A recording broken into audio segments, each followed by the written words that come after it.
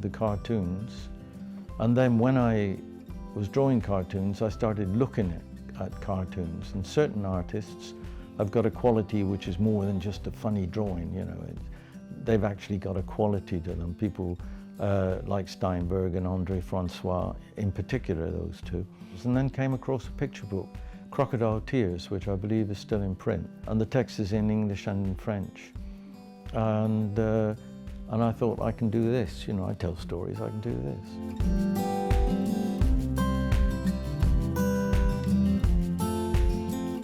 I came up with the image first. At the time I was drawing quite a lot of elephants, and my paintings of different kinds were very influenced by Paul Klee.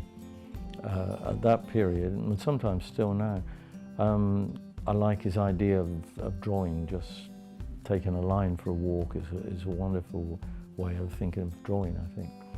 So I had the paintings and the elephant. One day I had the elephant, and I did the painting on the elephant, and there was Elmer. And it's as if he just tells me things that he's been up to, and he said, "Did I ever tell you about the time when I said, "No, what was that then, Elmer?" You know? And he tells me, and then at the end he said, "I think you better do a book about that."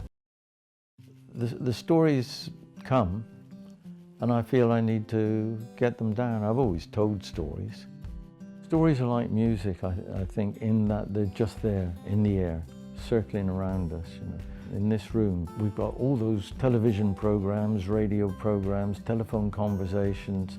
They're all there. All you need is the right receiver.